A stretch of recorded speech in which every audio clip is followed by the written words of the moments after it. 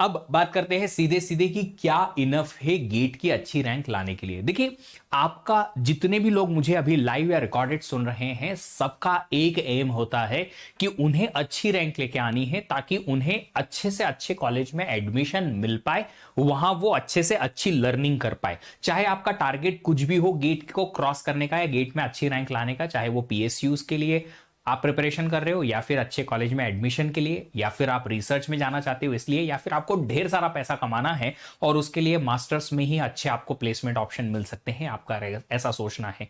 जो भी टारगेट है, अच्छी रैंक लाने से अपॉर्चुनिटीज ज्यादा अच्छी मिलेंगी, ये सबको पता है। बट ये रैंक अच्छी आएगी कैसे? जब आप गेट में जब पेपर लिखेंगे, तब पेपर के टाइम पे जब आप ज्यादा से ज्यादा क्वेश्चन सही कर पाएंगे, जो लिमिटेड टाइम है आपका 3 आवर्स का, उसमें तो आपको मिलेगा अच्छे मार्क्स और फिर मिलेंगे आपको अच्छी रैंक। बट ये 3 आवर्स में, जो कि बहुत लिमिटेड है, on an average less than 3 minutes पर क्वेश्चन जब मिलता है, तब ज्यादा से ज्यादा क्वेश्चन कैसे सॉल्व कर पाएंगे सर हम? ठीक है, इसके लिए भी मैं बताऊंगा डेफिनेटली। बहुत सारी चीजें हैं, बहुत सारी चीजें हैं, इसके लिए भी मैं काफी सारी चीजें आपको बताऊंगा। बट एक चीज जो मैं आपको बताता हूं, वो शायद आपने कभी भी किसी स्ट्रेटेजी सेशन में नहीं सुनी होगी। मैंने भी इनफैक्ट बहुत सारे लोगों को नहीं बताया होगा ये सारी चीजें, कि आपका जो टेक्निकल लर्निंग है, उस पे आपकी रैंक डिपेंड करती है 65%। जी हां, आपकी जो गेट रैंक है, वो आपके टेक्निकल लर्निंग जो आप सीखते हो ना, रिवाइज करते हो, प्रैक्टिस करते हो, टेस्ट सीरीज देते हो, उन सब पे डिपेंड करती है 65% तक। बचा हुआ 30% जो आता है, 35% जो आता है ना, वो आता है कि कौन कितना मेंटली और इमोशनली टफ है। जो वीक है मेंटली और इमोशनली, उसे मुश्किल होती है एग्जाम का प्रेशर हैंडल करने में, प्रिपरेशन का प्रेशर हैंडल करने में, और बहुत सारी चीजों में स्ट्रेटेजी को सही तरीके से फॉलो करने में, ज्यादा मेहनत करने में, और इस पर्टिकुलर जो ग्राइंडिंग सिचुएशन है, इस सिचुएशन को पास करने में।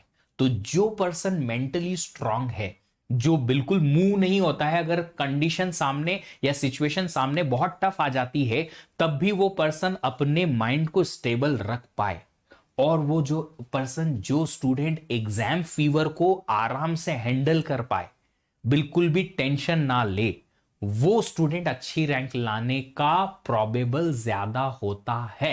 ज्यादा, मैंने बोला ऐसा नहीं कि वही अच्छी रैंक लेके आएगा, मैंने कहा उसकी प्रोबेबिलिटी ज्यादा होती है।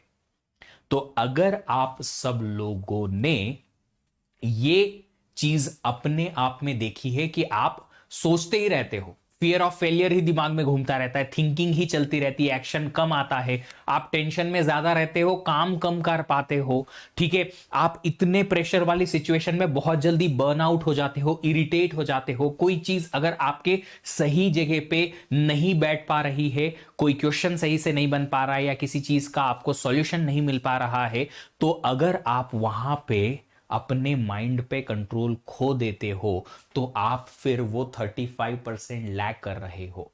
तो आपका जो 35% है आपकी प्रिपरेशन का, ये 35% कहां से आ रहा है? वो आ रहा है आपके मेंटल प्लस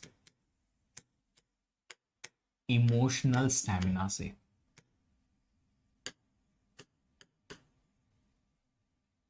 आपका मेंटल स्टैमिना बहुत स्ट्रांग होना चाहिए, आपकी स्ट्रेंथ जो है, मेंटल स्ट्रेंथ और इमोशनल स्ट्रेंथ, वो बहुत ज्यादा स्ट्रांग होनी चाहिए, वरना फिर आप यहां कहीं ना कहीं इन 35% चीजों में क्या करोगे? आप कहीं ना कहीं लैग करोगे। अब आप बोलोगे सर इसका क्या है? हाँ, देखिए मैं बता देता हूं एक चीज। लास्ट ईयर, मैं नाम नहीं लूंगा, लास्ट ईयर मेरा एक स्टूडेंट, जिसको मॉक टेस्ट में 60-65 मार्क्स आसानी से आ रहे थे, K22 की ही बात है, इसी पर्टिकुलर फेब्रुवरी की बात है, जिसने मॉक टेस्ट में 60-65 आराम से निकाले, वो एक दिन गेट की एग्जाम के एक दिन पहले बैठ के और ऐसे कांप रहा था। एग्जाम वाले दिन इतना ज्यादा डरा हुआ था कि उसे एग्जाम में सिर्फ 40+ ही मार्क्स आ पाए, 42 समथिंग। ऐसा नहीं है कि उसे टेक्निकल नॉलेज नहीं था, ऐसा नहीं है कि उसने रिवीजन अच्छे से नहीं किया, ऐसा नहीं था कि टेस्ट सीरीज अच्छे से नहीं लिखी, रिवीजन अच्छे से नहीं किया, सब कुछ परफेक्ट था। यहां पे वो 65% में से 60% तक पहुंच गया था, बट ये 35% जो बचे हुए थे उसका 5% भी वो ठीक से नहीं कर पाया। मुझे दुख हुआ, जी हां, बहुत ज्यादा दुख हुआ, बेहद दुख हुआ। और ये सिर्फ एक स्टूडेंट की कहानी नहीं है, ये मेरे बहुत सारे स्टूडेंट्स की कहानी है।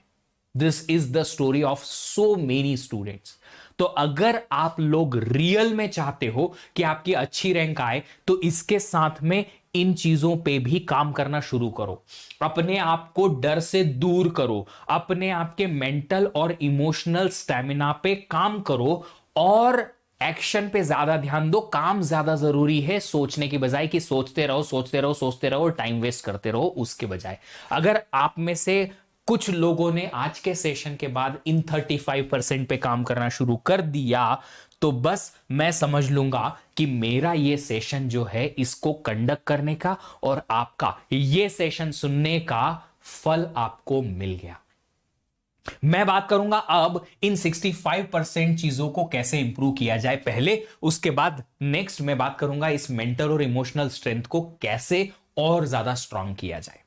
बात करूंगा दोनों के बारे में, ठीक है। चलिए, पहली बात जो टेक्निकल लर्निंग है उसमें कैसे हमें अपने आप को इंप्रूव करना है, क्या इनफ है कि मेरी अच्छी रैंक आ जाए। एक चीज बताओ आप लोग, मैंने कोई चीज आपको सिखाई, कोई भी कंसेप्ट, आपने कहा समझ में आया, मैंने भी कहा पूछा समझ में आया, आपने कहा यस सर समझ में आ गया, बट आपको मिला सिर्फ नॉलेज।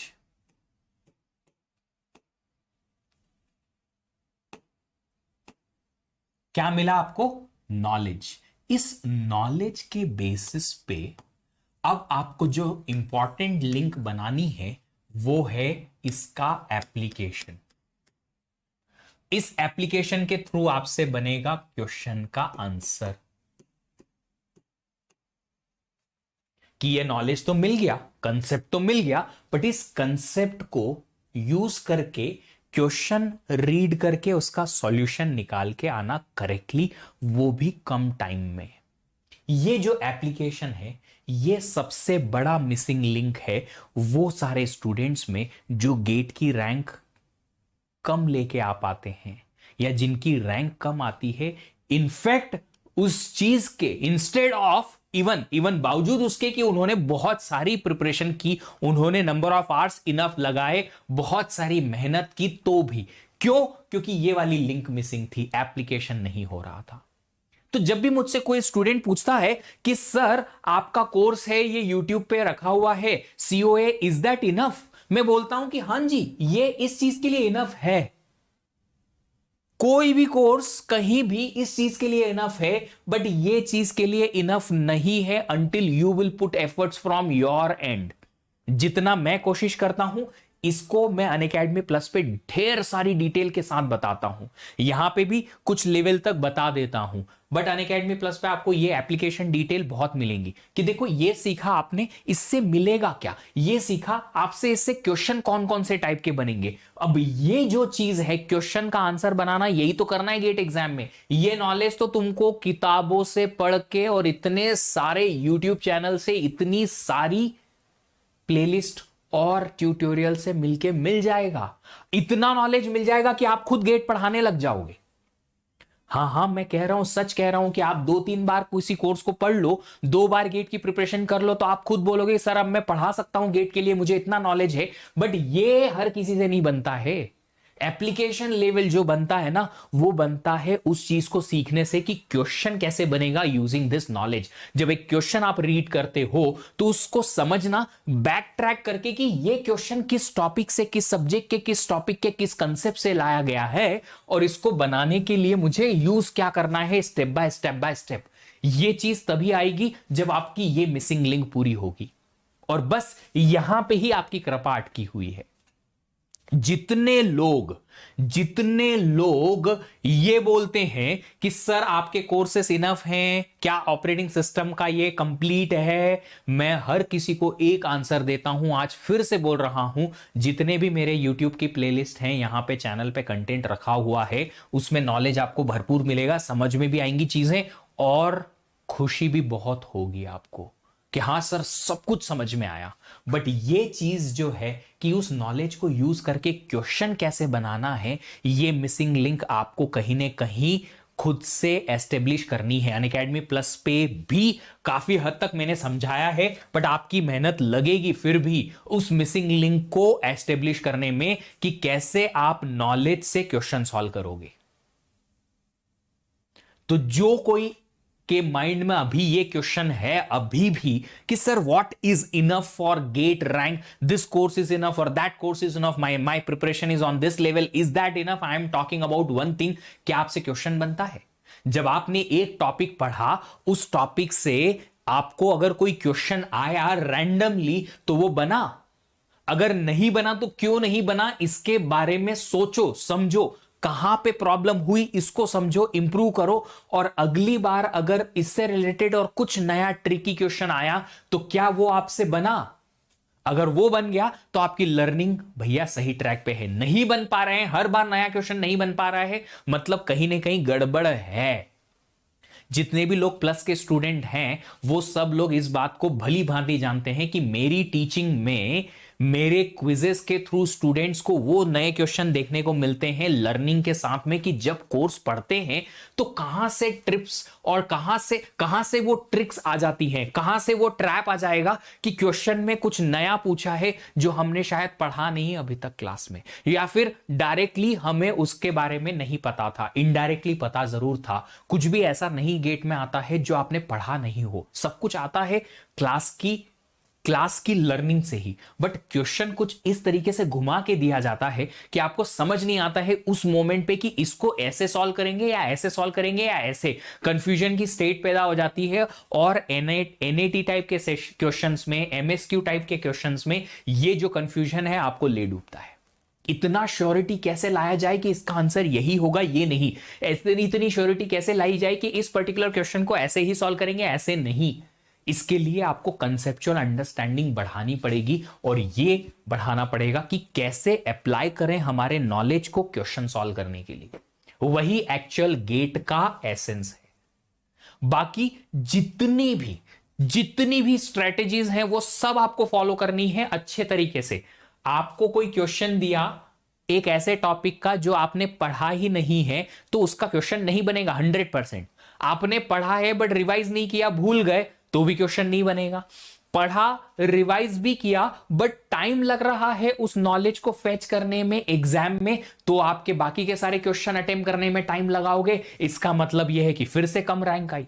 तो रिवीजन जरूरी है, प्रैक्टिस जरूरी है खूब सारी, ताकि जल्दी से जल्दी आप क्वेश्चन सॉल्व कर पाओ, नए नए टाइप के क्वेश्चन को आप खुद से सॉल्व कर पाओ। जब क्वेश्चन सॉल्व करो तब क्वेश्चन सॉल्व करते टाइम पे आपको क्या प्रॉब्लम आ सकती है वो आपको ध्यान रहे।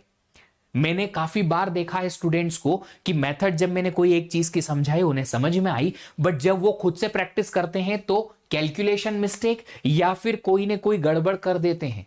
जैसे कि एक टॉपिक में बताता हूं आप लोगों को, एक ट्री दे रखा है, इस ट्री का इन ऑर्डर ट्रेवर्सल या पोस्ट ऑर्डर ट्रेवर्सल निकालना है या प्री ऑर्डर ट्रेवर्सल निकालना है। होता क्या है पता है, इस पर्टिकुलर टाइप के क्वेश्चन में जब आप प्री ऑर्डर निकालने जाते हो या पोस्ट ऑर्डर निकालने जाते हो या इन ऑर्डर निकालने जाते हो तो कहीं ना कहीं एक छोटे से सब ट्री में आप दूसरा ट्रेवर्सल निकाल देते हो कि इसमें टोटल पूरे ट्री का तो इन ऑर्डर निकालना था, पर इस ट्री में मैंने पहले ई को ट्रेवर्स कर दिया सर, प्री ऑर्डर लगा दिया। क्यों?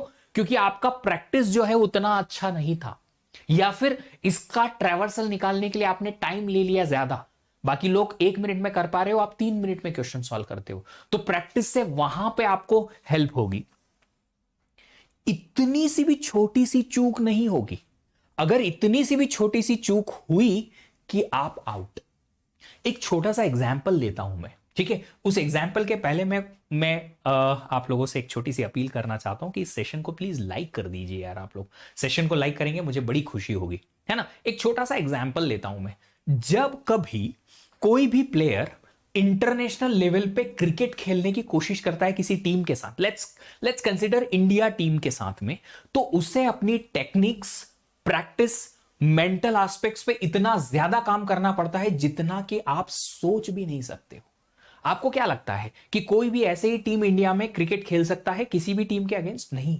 उसका जो सिलेक्शन है वो बहुत बहुत बहुत बाद में आता है। उसने सालों तक प्रैक्टिस की है, सालों तक। एक छोटे से एक पर्टिकुलर शॉट को उसने कम से कम लाखों बार, हजारों बार प्रैक्टिस की होगी। एक ही शॉट को बार बार प्रैक्टिस की होगी, ताकि उसका एल्बो का पोजीशन, उसके हाथों की पोजीशन, रिस्ट मूवमेंट, लेग की एंगल, हर एक चीज परफेक्ट हो पाए। इतनी बारीक से बारीक चीज भी पकड़ में आ जाती है, ताकि वो चीज वो अपनी इतनी फाइन ट्यून कर ले, वो छोटी सी मिस्टेक इतनी फाइन ट्यून कर ले कि वो इस टाइप की प्रॉब्लम्स में ना फंसे और आउट ना हो प्लेयर, अपनी बैटिंग में, अपनी बॉलिंग में। अगर आप क्रिकेट समझते हैं तो ये चीज को, इस एग्जाम्पल को समझ सकते हैं। तो जिस तरीके से इंटरनेशनल क्रिकेट में इतना हर छोटी छोटी चीजों पे ध्यान देना पड़ता है, यहां पे भी इस गेट की एग्जाम में भी हर छोटी चीज को ध्यान देना है। हर एक छोटी से छोटी चीज भी हमें कहीं से भी इतना सा भी लीकेज नहीं होना चाहिए, बिल्कुल भी नहीं। 100% विदाउट लीकेज, विदाउट प्रॉब्लम हमें गेटवे एग्जाम में पहुंचना है, वरना छोटी सी प्रॉब्लम जो उतनी बड़ी उजागर होके आएगी ना एग्जाम में, जिसका आप अंदाजा भी नहीं लगा सकते हो।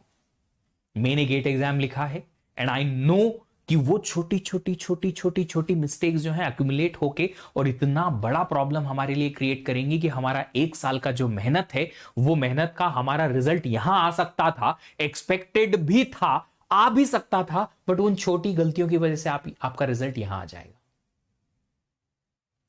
फिर अगले साल फिर से मेहनत करनी पड़ेगी उन छोटी चीजों को जो मिसिंग थी, उन्हें फिर से फुलफिल करने के लिए, क्योंकि एग्जाम एक बार ही होती है पूरे ईयर में। तो ध्यान रखिएगा, इतना सा भी अगर प्रॉब्लम है ना, इतना सा भी, तो उस प्रॉब्लम का भी हल चाहिए। अगर उस प्रॉब्लम का हल नहीं मिला तो प्रॉब्लम होगी आपको एग्जाम वाले दिन। मैंने देखा है काफी सारे स्टूडेंट्स को, उन्होंने सही प्रैक्टिस नहीं की। सर ये मेथड तो हमें समझ में आ गई, अब प्रैक्टिस क्या करना, हम कर ही देंगे। अच्छा ये बताओ कि आपको गेट एग्जाम के लिए हर एक क्वेश्चन के लिए कितना टाइम मिलेगा? क्या 5-6 दिन तक क्वेश्चन आप सॉल्व कर पाओगे? नहीं। हर एक क्वेश्चन को आपको on an average less than 3 minutes मिलेंगे। तो आपको प्रैक्टिस इसलिए जरूरी है ताकि आप जितनी जल्दी हो सके करेक्ट आंसर निकाल के लाओ हर एक क्वेश्चन का। जो आपको पता भी है उसका भी क्विक से क्विक आंसर लेके आना है।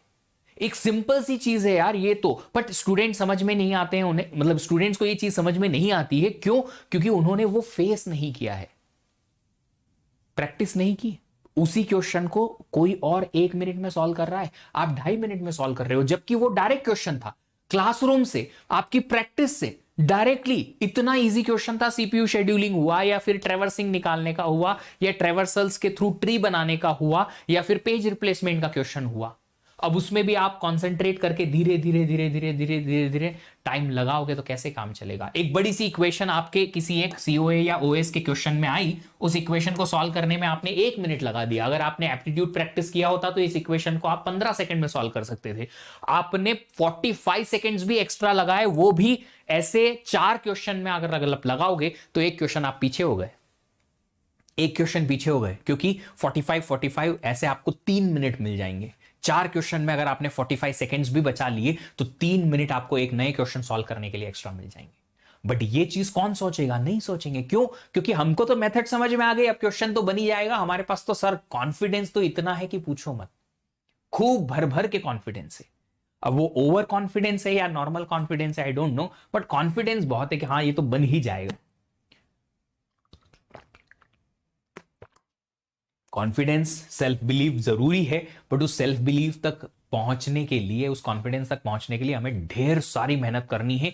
इतनी सी भी मिसिंग लिंक नहीं छोड़नी, मतलब एक छोटी सी चीज भी मिस करके नहीं जाएंगे। अगर एक छोटी सी चीज भी हम मिस करके गए, अरे ये तो बन ही जाएगा, ये तो प्रैक्टिस कर ही लेंगे, रिविजन क्या करना है, याद तो है ही, एटसेट्रा एटसेट्रा एटसेट्रा।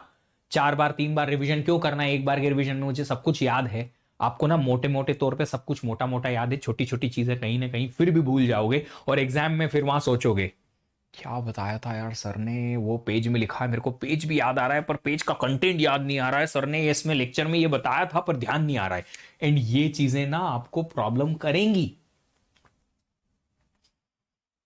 ठीक है, चलिए, तो मैं कुछ टॉपिक जो है, कुछ पर्टिकुलर हेडिंग पे आपसे बात करूंगा। सबसे पहली चीज कि सब्जेक्ट सिलेक्शन आपका कैसा होना चाहिए।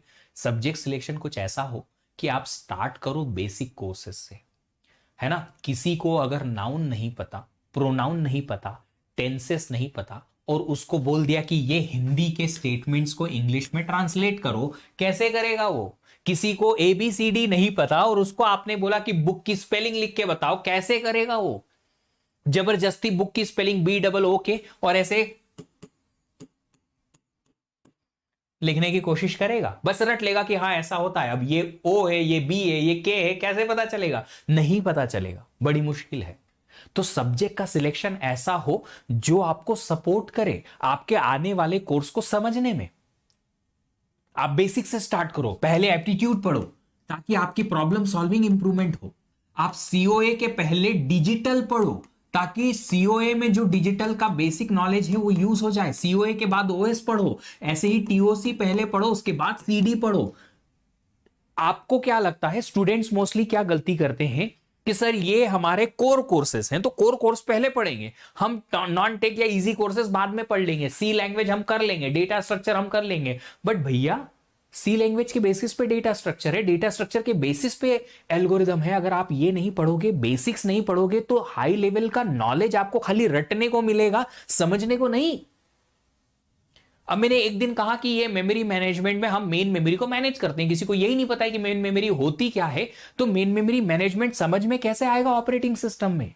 पहले COA पढ़ लो ताकि ऑपरेटिंग सिस्टम थोड़ा डिटेल में समझ में आए। जब कंप्यूटर सिस्टम की वर्किंग समझ में आएगी तो ऑपरेटिंग सिस्टम और डिटेल में समझ में आएगा। ऐसा नहीं है कि नहीं आएगा समझ में, बट डिटेल में समझना और समझने में डिफरेंस होता है। और डिफरेंस क्या है? डिफरेंस ये है कि आपको वो चीज क्लियरिटी से समझ में आएगी कि अच्छा ऐसा होता है, ऐसा होता है, ऐसा ही होता है।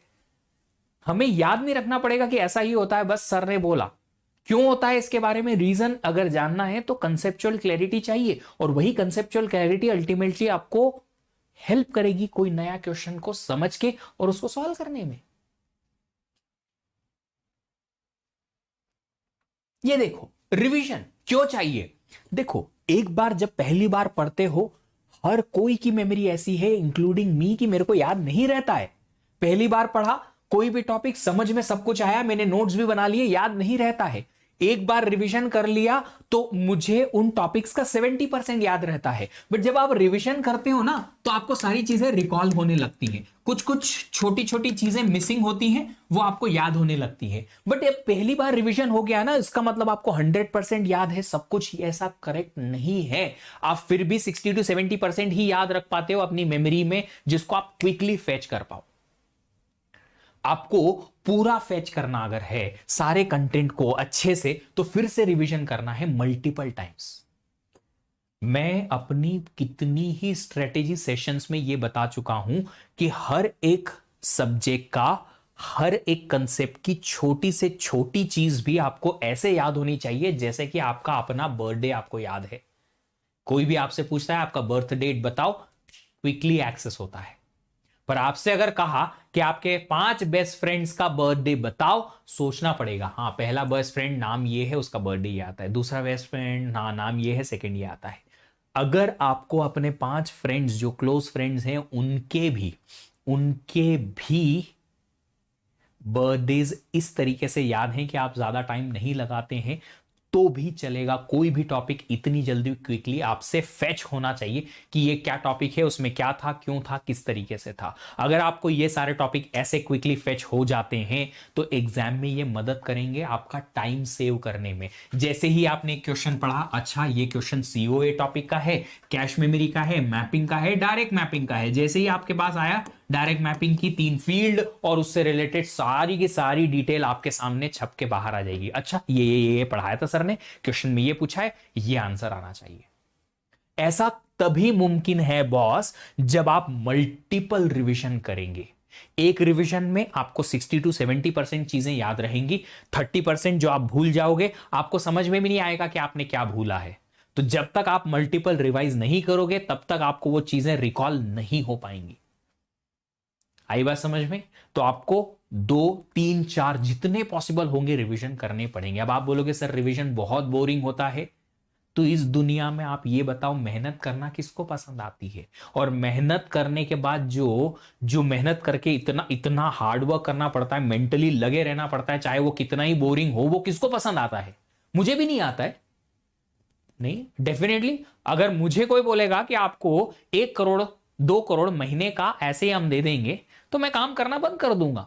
मैं भी अपने आप को एंगेज करने के लिए शायद कुछ और करूं। क्यों मेहनत करूं इतनी सारी? ऑफ कोर्स कोई भी नहीं करेगा। मेरे रीजंस अलग है मेहनत करने के। मुझे आपकी सक्सेस चाहिए, इसलिए ज्यादा मेहनत करता हूं मैं। मेरी अपनी अर्निंग से ज्यादा आपकी सक्सेस मेरे लिए इंपॉर्टेंट है। बट आप लोग भी नहीं करोगे तो मेहनत तो करनी पड़ेगी। रिवीजन बोरिंग है, बट लर्निंग हमेशा बोरिंग होती है यार। पढ़ाई कब से इंटरेस्टिंग होने लगी आप बताओ? बचपन में तो आपने मतलब पिटाई होके, आपकी पिटाई करके और आपको पढ़ाया जाता था।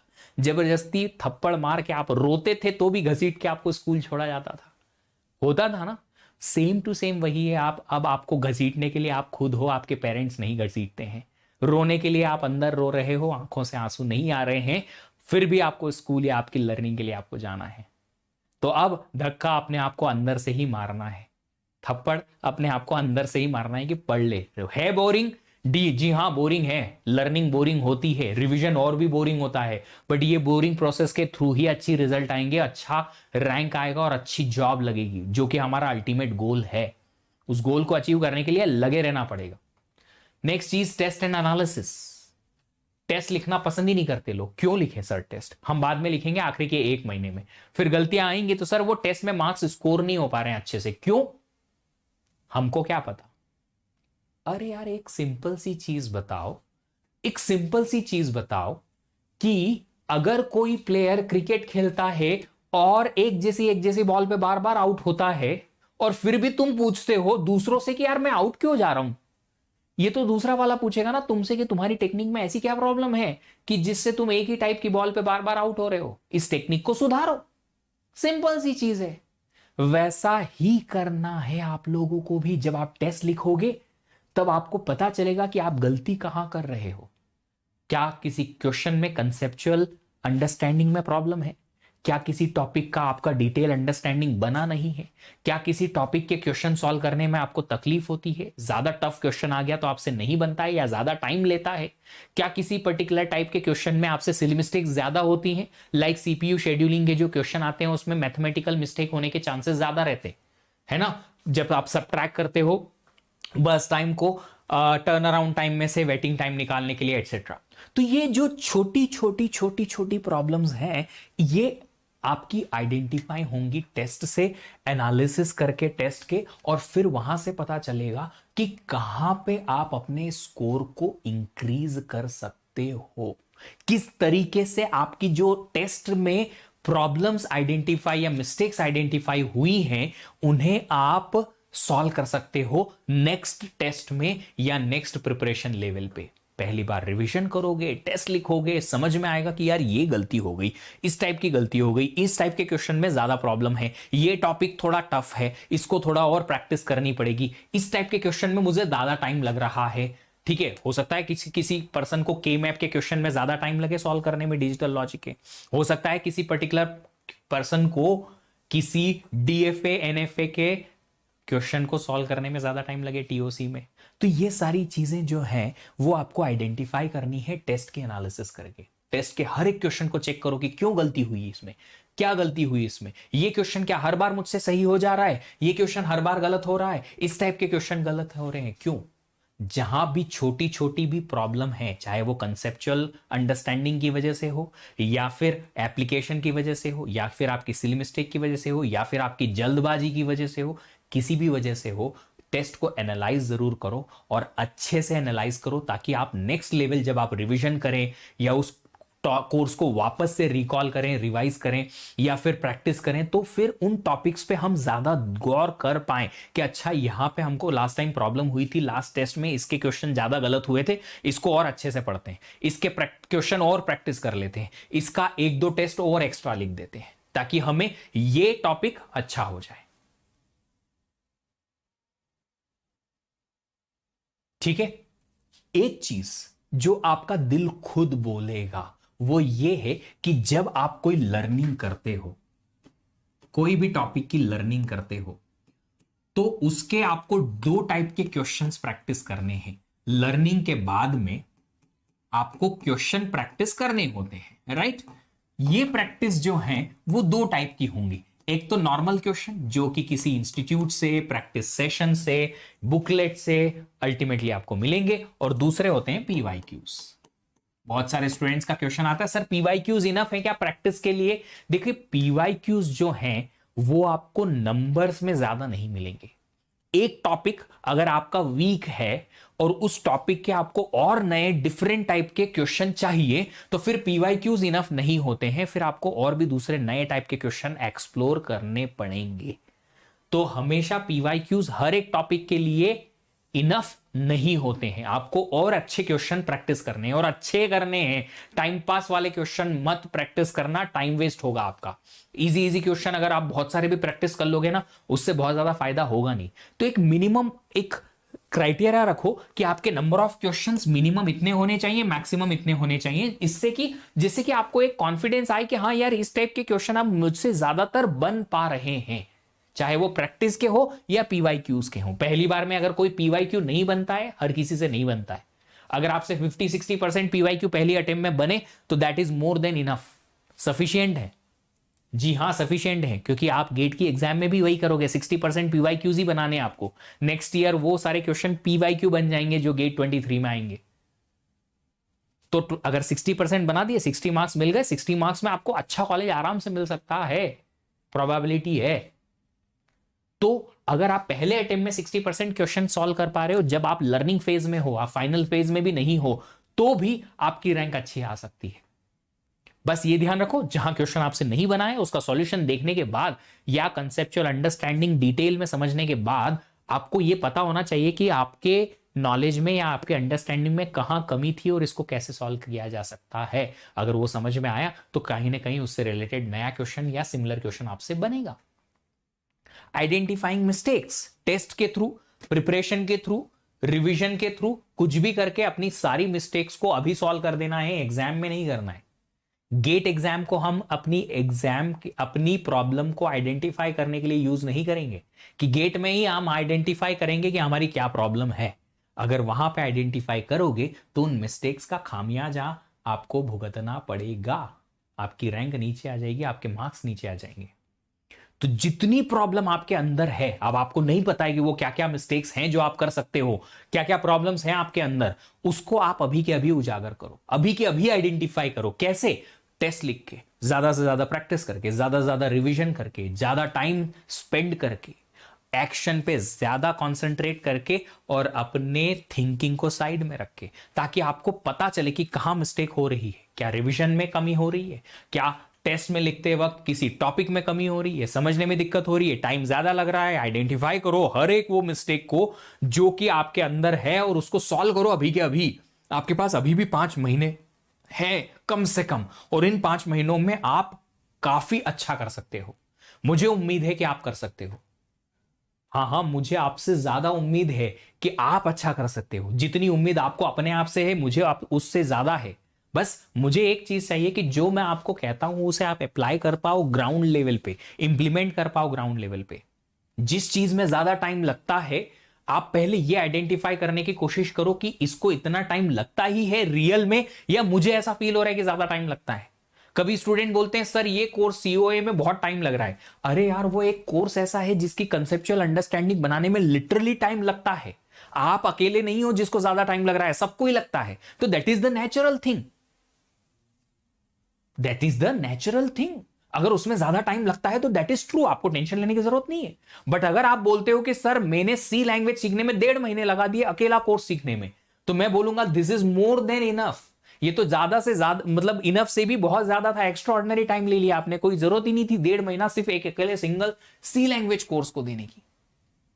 तो ये जो चीज है आप अपने एजुकेटर से आइडेंटिफाई करवा लो कि सर मुझे इतना टाइम लग रहा है इस चीज में, क्या ये ठीक है या नहीं है?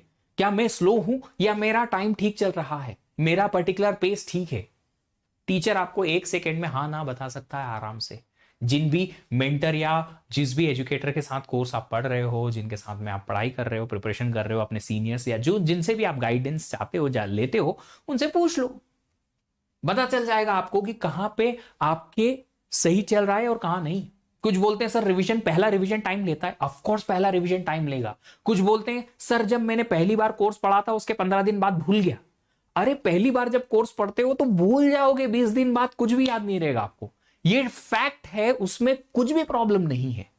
आपको मिस्टेक्स वो आइडेंटिफाई करनी है जहां रियल में प्रॉब्लम है, बट आपको यही नहीं पता है कि ये प्रॉब्लम रियल है और ये फेक है। तो आपको इसके लिए टच में रहना पड़ेगा कॉन्स्टेंटली। जब मैं कहता हूं ना कि आपको एक गाइड चाहिए जो हर वक्त आपको बता सके कि क्या सही है और क्या गलत है, किस तरीके से सही है और किस तरीके से गलत है, ये बहुत जरूरी है। मैं फॉर्चुनेट हूं और वो सारे स्टूडेंट फॉर्चुनेट हैं जो मेरे साथ कनेक्टेड रहते हैं constantly on Unacademy plus classes. जब डेली हम बात करते हैं क्लास के फर्स्ट 5 मिनट में और क्लास के लास्ट 5 मिनट में इन चीजों के बारे में कि प्रिपरेशन सही है या नहीं, क्या ये प्रॉब्लम है, ये प्रॉब्लम कोई प्रॉब्लम नहीं है। तो ये फर्स्ट 5 मिनट्स और लास्ट 5 मिनट्स में स्टूडेंट डेली टू डेली मुझसे इंटरेक्ट करते हैं और इन्हीं बारों में छोटी छोटी कहीं ना कहीं और नई नई चीजें सीखते रहते हैं ताकि उन्हें कांस्टेंट गाइडेंस मिलता रहे हम सब लोगों का।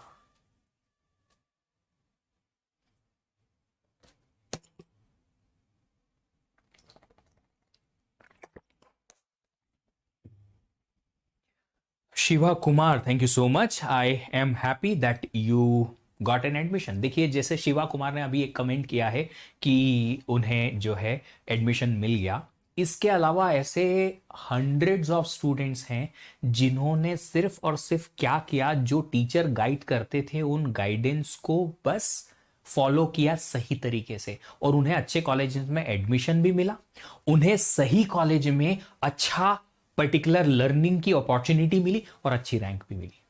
मैं ये नहीं कह रहा कि तुम मुझे फॉलो करो, मैं ये कहता हूं कि एक सही गाइड को फॉलो करो और उन्हें फिर कंटिन्यूअसली फॉलो करो। जो भी वो कहते हैं उसे फॉलो करो सही तरीके से, ताकि आपको क्या मिले, आपको एक ऐसा पर्टिकुलर पाथ मिले जहां पे आप कंटिन्यूअसली बस फॉलो कर पाओ। ठीक है, अभी ये जो चीज है इंटेंसिटी लोअर डाउन करने की अगले 2 महीनों में और कम होगी। जब अक्टूबर नवंबर आएगा तो काफी सारे लोगों की इंटेंसिटी डाउन हो जाएगी, जब दिसंबर आएगा और भी डाउन हो जाएगी। आप बोलोगे सर एफिशिएंसी उतनी नहीं आ रही है, आप बोलोगे सर अब बस एग्जाम खत्म करा दो जैसे तैसे, अब हमसे ये प्रेशर झेला नहीं जा रहा है। काफी सारे लोग बोलेंगे अब हमसे नहीं हो पा रहा है, हम गिव अप करना चाहते हैं, हम नहीं पढ़ेंगे। काफी सारे लोग मल्टीपल रीजन की वजह से अपने प्रिपरेशन को छोड़ देंगे। तो अगर आप रियल में गेट की रैंक चाहते हो और that is only your aim, आपका कुछ भी रीजन हो अपनी इंटेंसिटी कम नहीं करने का। प्रिपरेशन की इंटेंसिटी जहां कम की वहां पे आ जाएगा आराम आपके दिमाग में, शरीर में नहीं, आराम दिमाग में आएगा। और जहां दिमाग में आराम आलस चढ़ गया वहां फिर आप अच्छा परफॉर्म नहीं कर पाएंगे दोस्तों। मैंने कितने ही ऐसे सुप्रीम स्टूडेंट्स देखे हैं, सुप्रीम मतलब जिनका दिमाग गजब था, जिनकी प्रिपरेशन गजब थी, थोड़ी भी अगर वो सही तरीके से प्रिपरेशन कर लेते तो वो आईआईटी एनआईटी आईआईएससी कहीं भी किसी भी कॉलेज में एडमिशन ले पाते, इतनी अच्छी रैंक ला सकते थे, बट उन्होंने गिव अप कर दिया। क्यों? अरे सर अब हमको नहीं करना, हमसे नहीं हो पाएगा। ये जो मेंटल स्ट्रेंथ की बात है यही सबसे इंपॉर्टेंट है, apart from the technical thing जो मैंने शुरुआत में कही थी कि 35% जो आपका मेंटल स्ट्रेंथ चाहिए। तो ये मोर इंटेंसिटी जो है वो आएगी आपके मेंटल स्ट्रेंथ से। फाइट करना पड़ेगी आपको रोज रोज। बाद में कर लेंगे, हमारे पास और भी टाइम है, चलो दोस्तों के साथ पार्टी कर लेते हैं। दोस्त के साथ पार्टी करने से आपको मनी नहीं मिलेगा। दोस्त के साथ घूमने से, सोशल मीडिया चलाने से, फालतू के वीडियोस देखने से, गेम खेलने से आपको जॉब या पैसा या अच्छी रैंक नहीं मिलेगी। तो हर एक चीज को आप उतना ही टाइम दें जितना कि उस टाइम के इन्वेस्टमेंट का रिटर्न मिले। दोस्त के साथ टाइम स्पेंड करना जरूरी है, गेम्स खेलना भी कभी कभी जरूरी होता है रिफ्रेश करने के लिए माइंड को। और फिजिकली अगर आप बाहर जाके गेम्स खेलते हैं, फुटबॉल क्रिकेट या कुछ ऐसा, तो डेफिनेटली आपको उसके थ्रू फिजिकल एक्टिवनेस भी आती है, मेंटल एक्टिवनेस भी आती है। बट हर चीज का एक लिमिटेड पीरियड होता है। जिस चीज को जितना टाइम देना चाहिए उतना ही देना है, उससे ज्यादा नहीं। दोस्त मेरे भी थे, फ्रेंडशिप मेरी भी बहुत सारे दोस्तों से थी, खूब सारा मस्ती किया करते थे, पार्टीज किया करते थे, टीचर्स डे सेलिब्रेशन भी करते थे, कॉलेज के फेस्ट भी किया करते थे। आई वॉज द स्टूडेंट जो आपको सबसे ज्यादा स्टेज पे दिखता था कॉलेज में, जब मैं कॉलेज में था। Singing, dancing, skit, anchoring, organization से लेके हर एक चीज में मैं पार्टिसिपेट करता था अपने फेस्ट पे। बट जब मेरे पास टाइम था मैंने ये किया, जब नहीं था I was preparing for get only, चाहे कुछ ही हो जाए। ये मैंने किया अपने लिए क्योंकि मुझे पता था कि गेट लिखने का ज्यादा बेनिफिट है। तो जिस चीज से आपको ज्यादा रिटर्न ऑफ इन्वेस्टमेंट मिलता है उसमें टाइम ज्यादा देने का। गेम खेलने से अगर आपको ऐसा लगता है कि मेरे को गेम खेलने से बहुत रिटर्न ऑफ इन्वेस्टमेंट मिलेगा, हाँ जी करिए, आपका करियर बनेगा अगर उस चीज में तो आप वो करिए। बट जहां से आपका करियर बने, आपके आगे आने वाले 25 30 40 साल सिक्योर्ड रहें और ज्यादा अच्छे पाथ पे चलें, उस चीज को ज्यादा टाइम देना है। अब आप उस लेवल पे आ गए हो कि आज से 1 साल या 2 साल के बाद आपके परिवार की जिम्मेदारी आपको उठानी होगी, रिस्पॉन्सिबिलिटी उठानी होगी अपने आप की, अपने खर्चों की, और अपने आने वाले परिवार की, और अपने करंट फैमिली की भी। तो अगर उस रिस्पॉन्सिबिलिटी को आप उठाने के लिए तैयार नहीं हो तो कैसे वो रिस्पॉन्सिबिलिटी आपके सिर पे आएगी? और अगर आ गई और रिस्पॉन्सिबिलिटी आप ठीक तरीके से नहीं निभा पाओगे तो प्रॉब्लम होगी। तो वो रिस्पॉन्सिबिलिटी आप तभी निभा पाओगे जब आप इस करंट टाइम को, जो कि बहुत क्रूशियल है, आपका करियर यहां से यहां भी पहुंच सकता है, यहीं भी रह सकता है, यहां से यहां भी आ सकता है, बस आपके इस पर्टिकुलर करंट टाइम जोन से। तो ये जो पीरियड है आपके करियर का, ये इतना इंपॉर्टेंट है कि मेंटली अगर आपने कहीं यहां पे गिव अप करने की सोच ली तो फिर आपका करियर का जो ग्रोथ है कहीं ना कहीं वो स्लो डाउन हो जाएगा। बहुत सारे स्टूडेंट बोलते हैं सर इतने टाइम से हम मेहनत कर रहे हैं, कॉन्फिडेंस नहीं आ रहा है, रिजल्ट समझ में नहीं आ रहा है, हम कर क्या रहे हैं पता नहीं चल पा रहा है। तो देखो, ये जो पाथ है ये है मेहनत का, ये वाला पाथ, ये है आपका हार्डवर्क जो आप ढेर सारी कर रहे हो आपके ग्राफ में, और ये है आपकी सक्सेस जो आपको अभी तक मिली ही नहीं है। इतनी हार्डवर्क करने के बाद सक्सेस मिली ही नहीं है क्योंकि गेट का एग्जाम अभी हुआ नहीं है और रिजल्ट भी नहीं आया है। बट जब आपका गेट का एग्जाम अच्छा चले जाएगा ना, तो ये जो हार्डवर्क है, इतने से हार्डवर्क से आपका जो सक्सेस है एक्सपोनेंशियली ऊपर जाएगा सीधे ऐसे। तो ये जो पीरियड है ना ये वाला, इसमें आप यहां तक पहुंच चुके हो ऑलरेडी। अब यहां आप सोच लो कि इतना मेहनत कर लिया हूं मैं, इतनी मेहनत के बाद में इस लेवल तक पहुंच गया हूं मैं, अब थोड़ी और मेहनत, इतना सा बचा है बॉस। इतनी सी मेहनत में गिव अप क्यों करना? अगर इतनी सी मेहनत और कर ली तो फिर यहां से जो आपका सक्सेस का ग्राफ पिक होगा, तो ये जो सक्सेस का ग्राफ है ये इस तरीके से पिक होगा कि आपको इतने से भी कम मेहनत में ही इतना गजब का सक्सेस देखने को मिलेगा जो आप सोच भी नहीं सकते थे।